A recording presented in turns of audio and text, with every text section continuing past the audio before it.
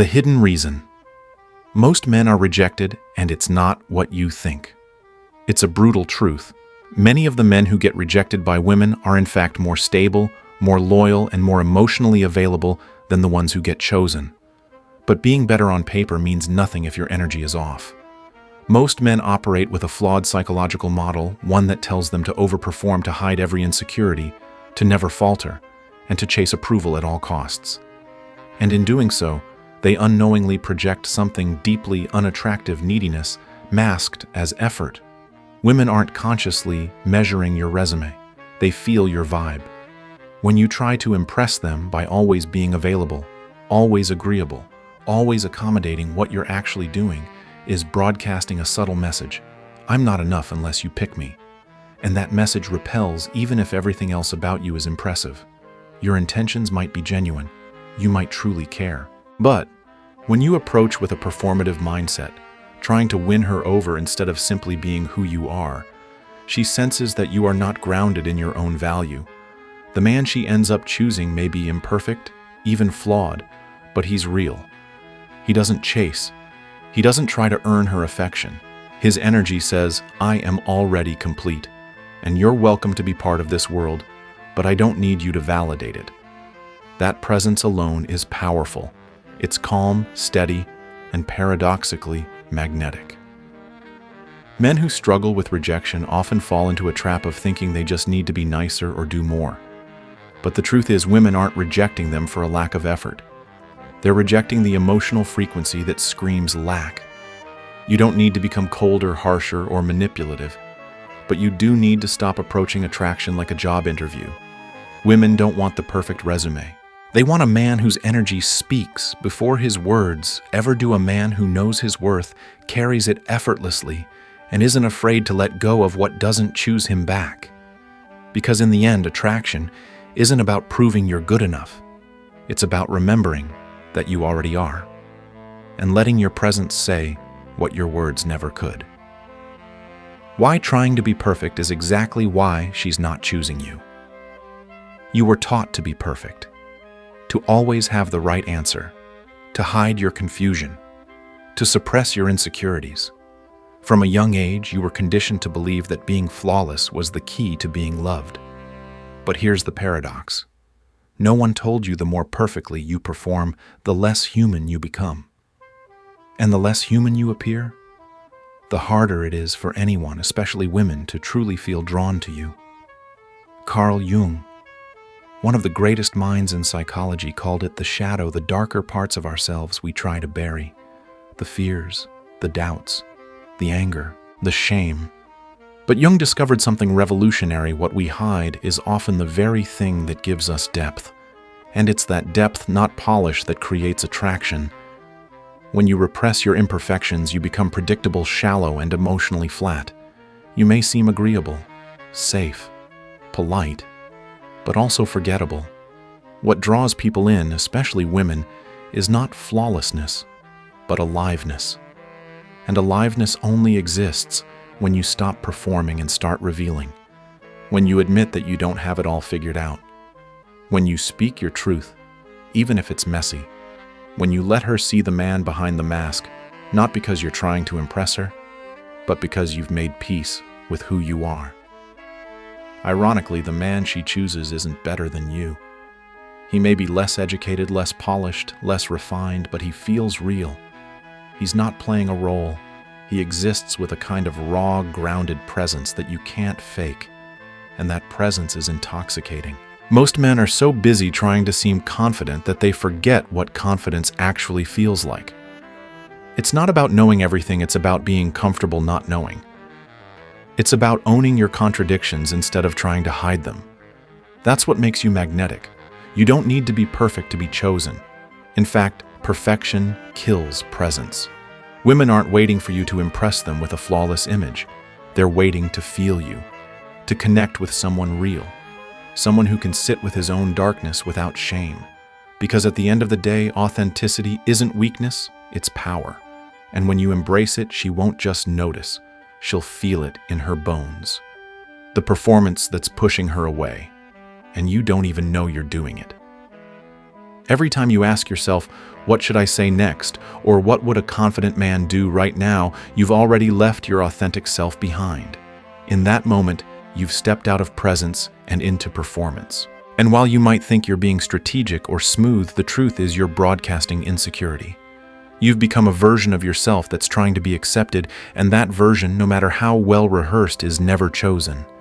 Jean-Paul Sartre called this bad faith when a man abandons who he really is to act out a role he thinks the world expects. It's not just inauthentic, it's soul-destroying. Because the more you play a role, the more disconnected you become from your actual self. You end up saying what you think she wants to hear, acting how you think she wants you to act. But women are emotional radars. They can feel when you're not grounded.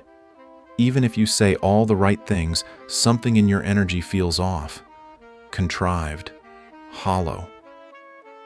This is why some men seem to do everything right and still get passed over. They're polite, well-groomed, emotionally aware, but they feel scripted, like they're following some invisible manual on how to be desirable. And that script is the very thing killing the attraction. Because when a woman senses that a man is trying to get chosen, he immediately loses his edge. His words lose weight. His presence becomes diluted. Real confidence isn't about controlling how others see you. It's about not caring if they misunderstand you. It's speaking the truth you actually believe, even if it ruffles feathers. It's reacting the way you truly feel, not how you think someone high value should behave. Stop trying to be the man who wins her over. Start being the man who doesn't need to. That doesn't mean arrogance, it means self-trust. It means letting go of the pressure to perform, and instead stepping into your unfiltered, unedited self. Because what truly captivates a woman is not a man who's rehearsed, but a man who's real. And when you drop the mask, when you stop performing for validation, that's when your presence finally starts to speak for itself. Real power doesn't chase it, simply exists. The men who try the hardest are often the ones who get ignored, and the men who barely lift a finger. They're the ones she can't stop thinking about. This feels unfair, even irrational until you understand the energy behind it. When you're chasing someone, what you're really telling them is that they hold the power, that your emotional state is dependent on their response, that your self-worth is negotiable, and that is the fastest way to kill desire. Friedrich Nietzsche discovered this the hard way. He fell hopelessly in love with a woman far outside his reach, Lou Salome. He wrote letters, he made declarations, he pleaded, and he failed, miserably. But from that heartbreak came one of the most important realizations about human attraction. Power is not demonstrated through effort, but through direction. Nietzsche saw that he had inverted the natural flow of power. Instead of living from his own core, his will to power, he had made Lou the center of his emotional universe. This same dynamic plays out today in relationships and dating. The moment you try to prove yourself, you've already admitted that you don't believe you're enough. Women don't respond to effort, they respond to energy. And energy doesn't lie. A man who is deeply connected to his own path, his own values, and his own direction in life doesn't need to persuade anyone to join him. He invites through presence, not performance. That's what Machiavelli meant when he observed that powerful rulers never needed to announce their power. They never bragged, never pleaded. They decided. They moved. They acted with quiet confidence that required no validation. And that kind of presence creates a gravitational pull that no desperate gesture ever could. If you're constantly asking, how do I make her like me? You've already lost the frame. The better question is, does this person align with the world I'm building? Because once you shift from chasing to choosing, from persuasion to direction, everything changes. You stop trying to be selected and start living in a way that makes people want to be chosen by you. That's not arrogance, that's sovereignty. And it's the essence of true masculine power, not loud, not flashy, but undeniable. The hidden desperation that women feel, even when you're polite. You think you're being kind, you think you're showing interest.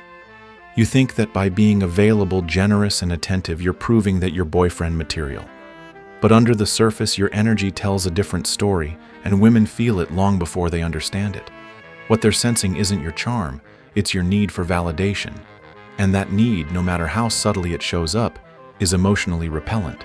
Arthur Schopenhauer, the German philosopher who studied human desire, obsessively described it best.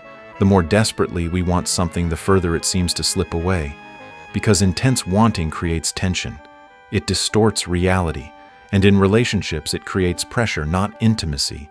When you fixate on being chosen, when you overanalyze her texts, her tone, her timing, you shift from relaxed presence into nervous performance. And that shift is felt instantly. The truth is, desire isn't the problem. It's the attachment to a specific outcome that drains your presence and fills the air with anxious energy. And women are emotionally attuned to this in ways they can't always articulate. When they sense you're trying too hard, even if you're smiling, even if you're polite, something in their gut says, "This man needs me more than I need him." And that imbalance shatters the chemistry. Contrast that with how you act around someone. You're not trying to impress a friend, a coworker, someone you're simply yourself with. You're relaxed, spontaneous, funny without trying. You don't overthink every word. You just exist. That's the exact energy that draws women in, not because you don't care, but because you don't need. You're not trying to win. You're just being. And that authenticity feels like freedom. Schopenhauer called this strategic detachment, the ability to want something to enjoy it, but not to cling. Not to make your emotional stability depend on the reaction of someone else. It's not about acting cold or pretending you're not interested.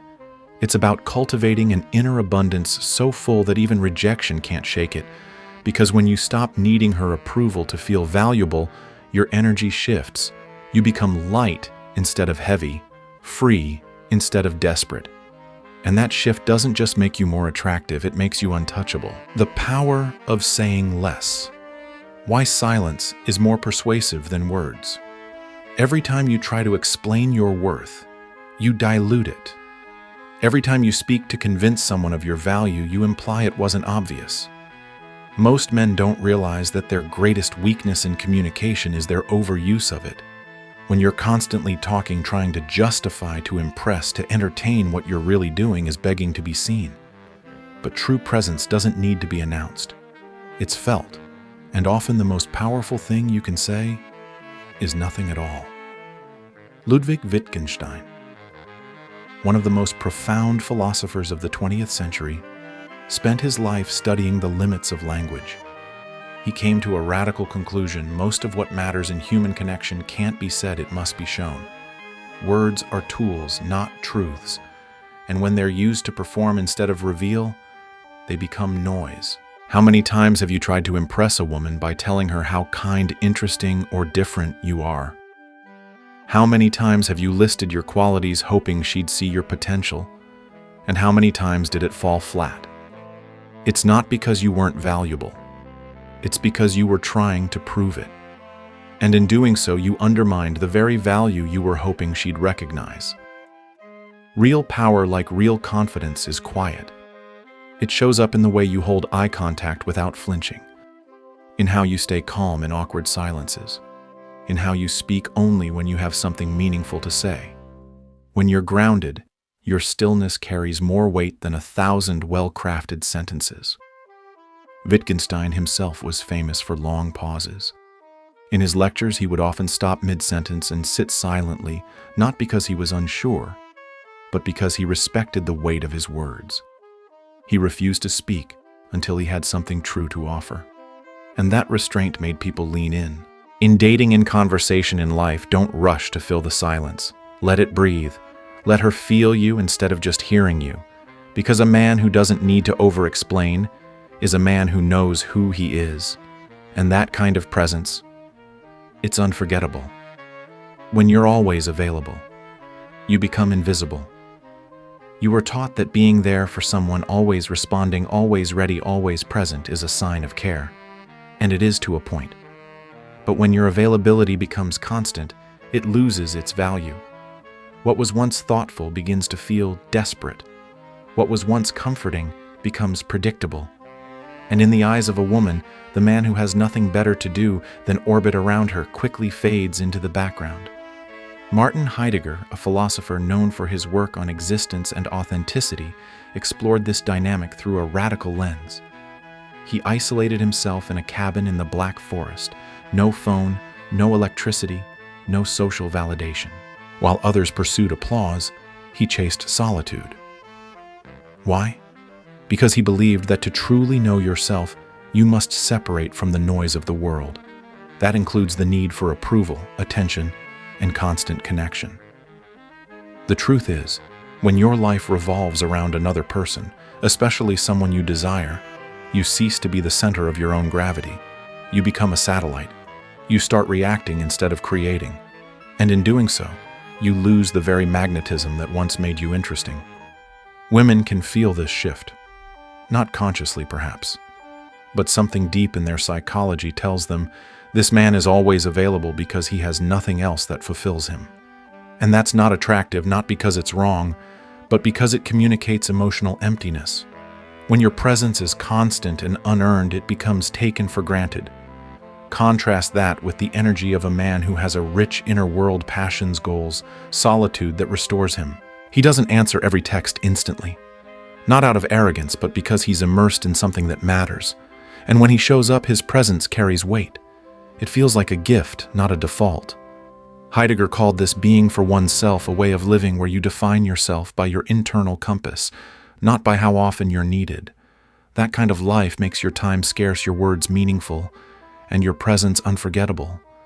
Because a man who values his own time teaches the world, including women, to value it too. And once you do that, you stop chasing respect and start commanding it. Let go of the outcome and watch your power return. You did everything right. You were honest.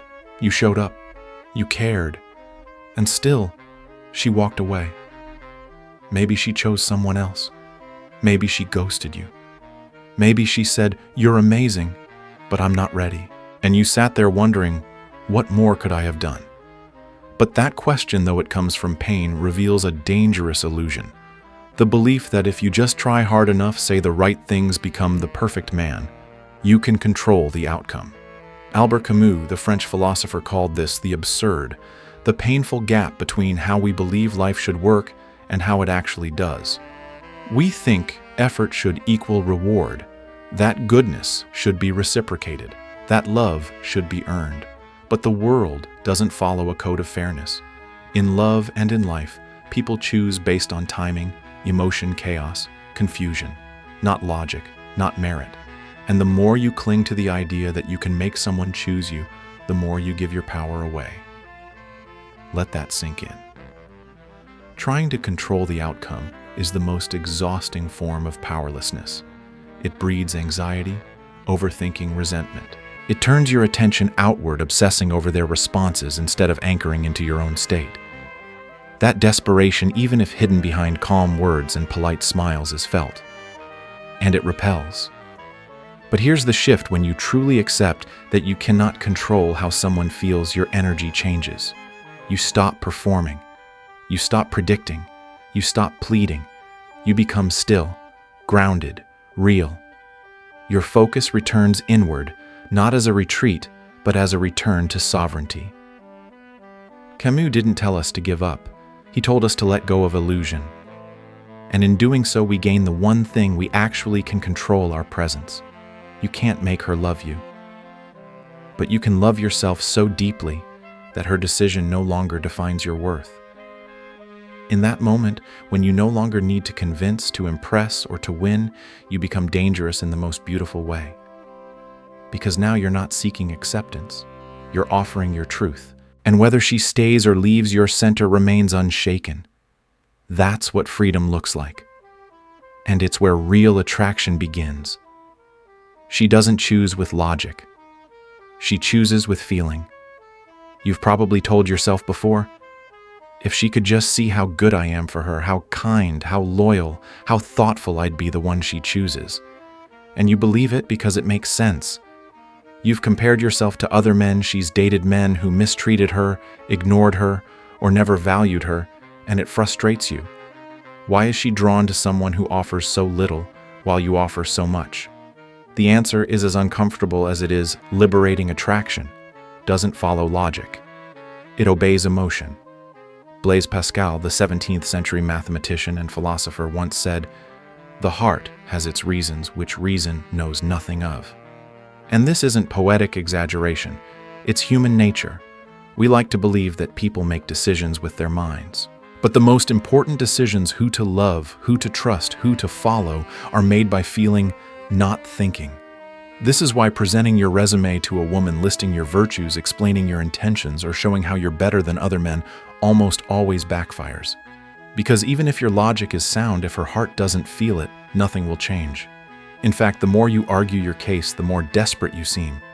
And desperation triggers a feeling of imbalance, of something being off. So what actually creates that spark? Emotionally charged moments, laughter that catches her off guard, confidence that holds steady under pressure, eye contact that doesn't flinch, questions that make her rethink how she sees herself. It's not about what you say, it's about what she feels when she's around you. Attraction is visceral, it's intuitive, and it often makes no sense on paper. That's not a flaw in women, it's simply how desire operates. The path to connection isn't paved with logic, but with presence. Instead of trying to convince her that you're a good choice, become the kind of man who generates experiences she can't forget. Because in the end, she won't remember the reasons you gave her. She'll remember how you made her feel in your silence, in your gaze, in your grounded certainty. Logic might win arguments, but emotion wins hearts. And when you understand that, you stop trying to explain your worth and start living it. The man who integrates everything becomes unstoppable. There's a kind of man who doesn't chase, he doesn't explain, he doesn't try to prove anything. And yet, people are drawn to him. Women lean in. Men respect him. Opportunities seem to find him. Why? Because his power doesn't come from performance, it comes from integration. He has taken every broken piece of himself, every failure, every contradiction, every flaw, and instead of hiding them, he's woven them into something complete. This is the man who has absorbed the wisdom of young Nietzsche, Wittgenstein, Schopenhauer, Camus, and Machiavelli, not as theories but as truths etched into his experience. He's no longer hiding his shadow. He's not begging for love. He doesn't fill silence with noise or chase meaning in chaos. He exists, fully. And in a world addicted to distraction and performance, that kind of grounded existence is magnetic. Carl Jung taught him to embrace his darkness not as shame, but as depth. Nietzsche reminded him to stop chasing and start building. Sartre exposed the trap of acting like someone you're not. Schopenhauer showed the cost of desperate desire. Heidegger taught him to find strength in solitude. Wittgenstein revealed that words are meaningless without presence. Camus taught him to accept the absurd and live anyway. Pascal made him see that feelings, not logic, move the heart. And Dostoevsky proved that facing death or deep suffering could birth a man who truly lives. This man doesn't need validation, he radiates value. He doesn't try to be chosen, his energy makes people choose him, not because he forces it, but because he no longer needs it. He is emotionally present, but not emotionally dependent. He is silent, but his silence speaks. He is vulnerable, but never needy. He's disciplined without being rigid, confident without being arrogant, mysterious without trying to be. His mere presence is a mirror people feel more when they're near him, and that makes him unforgettable. You don't become this man by memorizing lines or mimicking behavior. You become him by integrating your truth, all of it. Not just the light, but the shadow too. Because when you finally stop hiding, chasing, and performing, you stop being one of many. You become the one they remember. The one they choose even when they can't explain why. Stop performing, start existing. In a world obsessed with impressions, one of the most powerful things you can do is stop trying to be impressive. The truth is, most people are performing in dating and friendships, even in the mirror. We've been conditioned to believe that love, respect, and connection must be earned through perfection control or constant availability. But real power doesn't operate that way. The deepest human connection doesn't happen when you impress someone. It happens when you show up as yourself fully and unapologetically. That means letting go of the need to be chosen, admired, or validated. It means speaking less to convince and more to express. It means being okay with silence, with rejection, even with being misunderstood because your worth isn't up for debate. Stop chasing. Stop pleasing. Stop over-explaining. Instead, build a life that's so rich, so rooted in your values, that anyone who doesn't align simply fades into the background. You'll find that the less you try to prove yourself, the more your presence speaks, and it speaks louder than words ever could. The man who embraces his flaws, walks in quiet confidence, and operates from inner abundance becomes magnetic, not just in relationships, but in all areas of life. He doesn't need attention to feel alive. He brings life wherever he goes. Apply this. Next time you enter a room, don't perform, don't impress. Just be. With clarity, with calm, with truth. Because when you exist as the most integrated version of yourself, you no longer have to ask for respect or love, you naturally command it. And that is when everything starts to change.